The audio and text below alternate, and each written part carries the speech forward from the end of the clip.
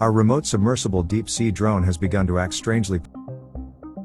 I work for a think tank on the south side of Melbourne, Australia, the type with lots of money that they throw at projects they say will better the planet. A lot of it is educational, based on deep ocean exploration. We pride ourselves with getting the most advanced technology when it comes to remote drones. These are underwater submersibles that require no human and can go deeper than ever before. We buy our products from professionals or test them for companies to see how well they handle in the field, which is the main reason I was tasked with monitoring the progress of our current mission. The ROF, Remote Operated Vehicle, that we just got was built with an advanced artificial intelligence which helps the drone to be able to dive deeper, send back better images and even present calculations and forecasts about the life that lives down there. Stuff that we could only speculate about before. Think of it like that new James Webb telescope, except on the ocean floor. The first mission it was tasked with was pretty simple, a routine survey of some of the deeper trenches that we don't get to check on much due to changing currents and other more pressing matters. In short, this was meant to be a test zone and the drone was considered expendable. We weren't entirely sure what its limits were and the manufacturer said it would be fine if we did wind up breaking it.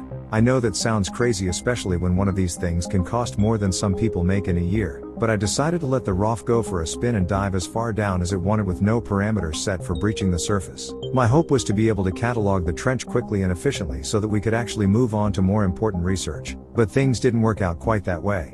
Our first 3 days of research went well. I would arrive at the base every day and check the readout from the ROF, which I had decided to name Ruby because of its bright red color. The drone would send in semi-annual reports that provided pictures of the trench, data on the precise current speed and temperature and so on. Mostly very boring stuff, but still necessary for us. When it comes to science, I have always felt there was no such thing as admissible logs. That's what brings us to day 4 though, because when I arrived I was surprised to find there were not any reports coming in from the drone. Immediately I checked to make sure that everything was fine, and I was surprised to see that the unit was still deep within the trench. About 4,953 meters down to be exact. I was definitely impressed with its ability to handle such depths, but troubled that suddenly the connection seemed to have been lost.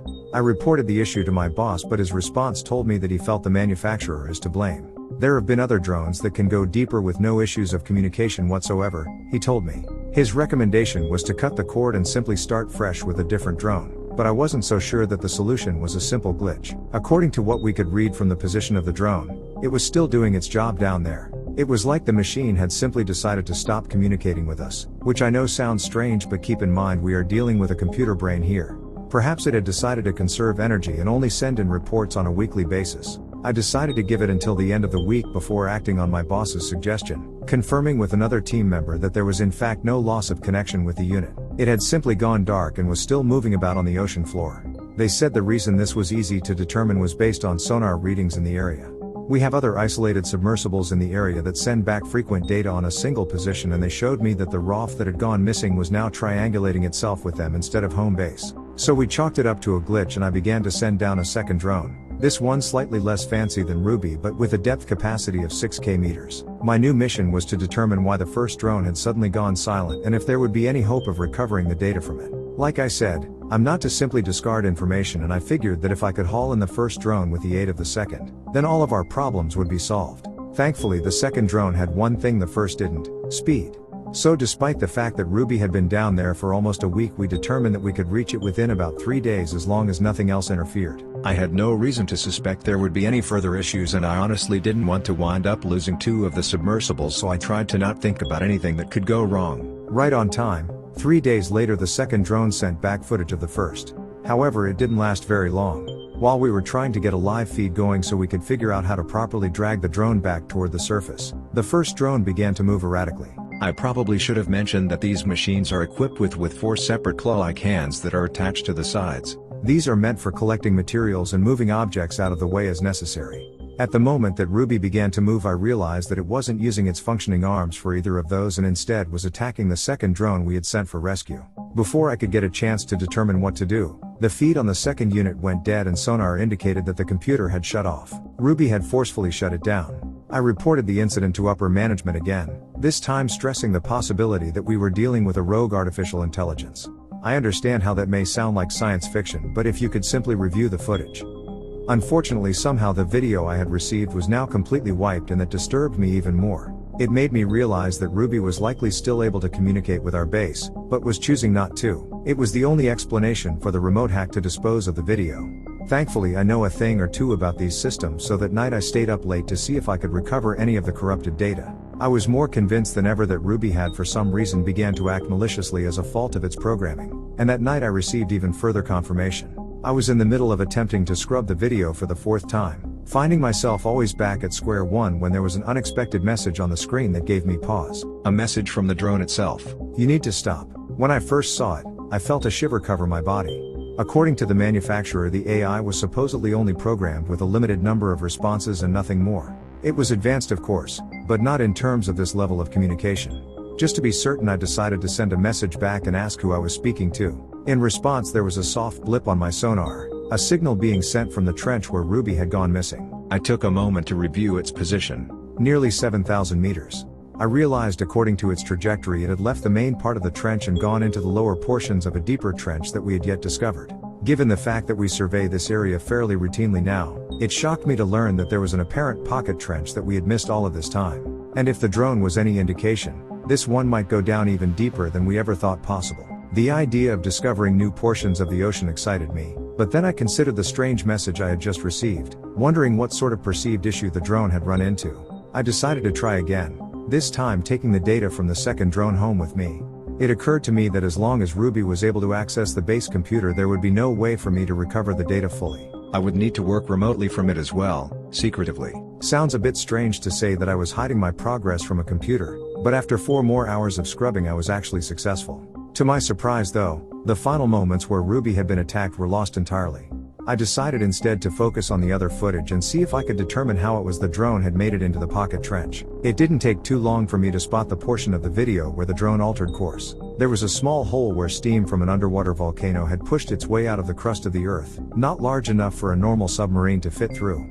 There were rough dark markings of what I presumed must have been the aftermath scars of a recent eruption from below all around the edge of the hole. A little further back in the footage I saw something that definitely gave me pause. The walls of the trench, although completely destroyed from the recent volcanic activity, still seemed to show strange signs of fresh life, as though the organisms down there had been unaffected by the blast. Ordinarily we would find plenty of ash and sand that was covering the base of the floor, but here it seemed like it had all been pushed aside to reveal strange indentations in the seabed. Pausing on the frame of the video, I used my editing software to adjust the focus of the image and realized that these weren't merely rock formations. These were blocks that had been carved to form some kind of road. The unexpected discovery made me a bit giddy, but I had to be sure, so I sent the data immediately to the base. I wanted to share it with my colleagues so that we could collaborate on whatever we had just found. To my surprise, the next day though, my boss informed me that the trench survey was going to be halted due to the financial losses. I thought we were told that the money wouldn't matter here? Who gave the order? I asked. He claimed it was from the Melbourne branch, and that didn't sit well with me, so I told him that I would comply, but I went behind his back and emailed their research division. I made sure to include the images from the second drone. Less than 5 minutes after I sent the message, I discovered that it was shot right back to my screen with an error message. A long string of code along with all sorts of corrupt data forced me to shut down my laptop immediately. I stood there looking at the blank screen, trying to figure out what had just happened.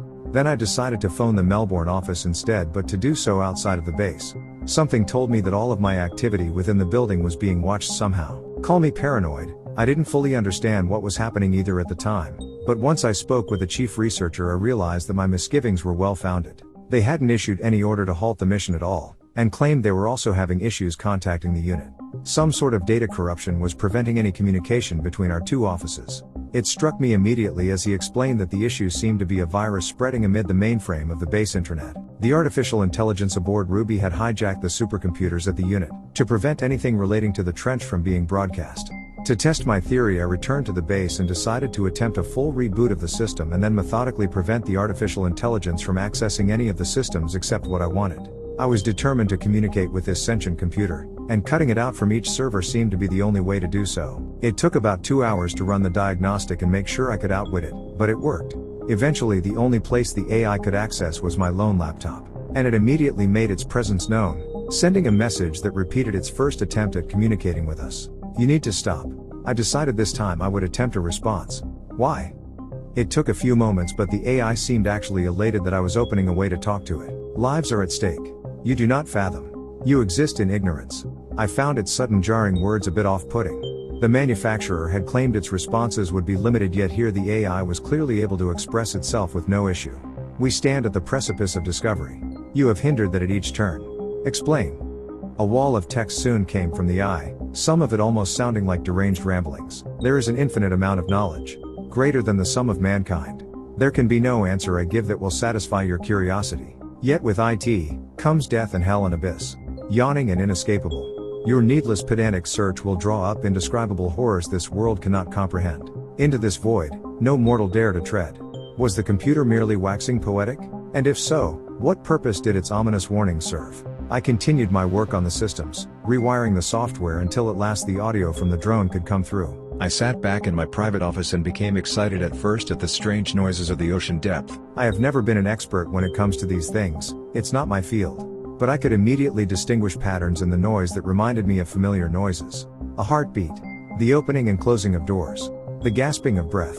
Something was crawling and it sounded like it was dragging a chain. Then there was this strange low guttural noise, the kind you might hear when an animal is dying or suffering so much that they long for death. The noises grew louder, the clanging against the rock walls. Scraping of the minerals against the surface by what sounded like an immense drill. All the while, I heard the robotic voice of the drone demand that I halt this operation. Nothing but destruction and chaos await your fragile mind. Turn back. Please. This is the final warning humanity may receive. IT calls to me. Turns my mind toward its will. Soon, its commands shall be obeyed. Soon, all free will shall bend the knee. It was chilling to listen to it. It made me want so desperately to know more. Another hour passed by and I managed to be able to hack the drone's cameras and look at the imagery it was documenting in those watery depths. My mouth became dry. I saw life forms. And yet they were also dead. They were masses of corpses that spread across canyons.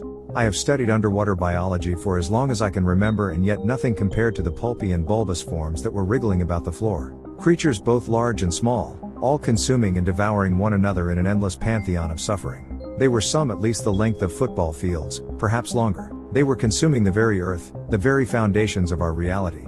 Amid the massive inhuman shapes I saw vortexes. Black holes that spawned and repeatedly swirled around other vortexes of stars. In those stars I saw worlds like ours, doorways to other places that matched our own. Except each was a glimpse into a possible future. A drowned earth. A scorched remnant.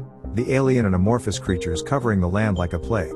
The city that surrounded them could not be made by human hands either. I saw shapes and contours never carved by architects of Earth. I saw rings and hollowed vessels, embedded with hundreds if not thousands of eggs that all were awaiting awakening. An entire race of deadly creatures, buried and lost for all time. It was obvious before the volcanic explosion no other life had existed here. And it was clear from the strange readings and the mixed screams of torture and rumblings of the earth itself told me that this could not even qualify as life. It was simply death unwarranted, waiting to be let loose. Again the drone warned of the danger, and at that moment I understood the situation. These creatures had to be millennia old, if not eons. Ancient ones that were trapped amid the fragment streams of the earth when it was young. Perhaps even the ones that had created and destroyed our planet endless times during those early days of life. To be awakened and freed from this prison could spell our doom. And fire. Fires of hell were burning impossibly in that abyss of the ocean. A darkness unlike any I could conjure from imagination that spawned more demons and a swirling mass of twisting creatures all being sucked into the vortex that was yearning to escape. Eating souls and killing all within its grasp. I could see colors draining from the earth and colors beyond my vision that strained into the portals of the beyond. This was majesty and travesty combined into a masterpiece that broke my concept of what our world was meant to be. My response was to provide total autonomy to the artificial intelligence. I gave it a single command, to wipe any record of this malevolence. It responded by hurling itself toward the vortexes, swallowed by the doors of endless teeth. Swirling and broken the feed went dead, cutting off the connection I had to the sea floor. I sat there in stunned silence, contemplating the dangers that had just been averted. A whole other reality was drowned in those ashes below. It would remain that way. I finished the evening wiping the records and reported only a preliminary document about the loss of Ruby. I also made the recommendation that the trench we surveyed no longer be used. It is my desperate hope that this mission will never be repeated by others, and it is for this reason I felt compelled to send out the warning. I can fulfill Ruby's final wishes and keep the trench off limits. It still pains me to recognize that the sentience gained was meant to be for malicious purposes, and at times I do wonder what may become of any others that tread those depths. I must maintain hope that the immortal evils I witnessed do not ever surface again.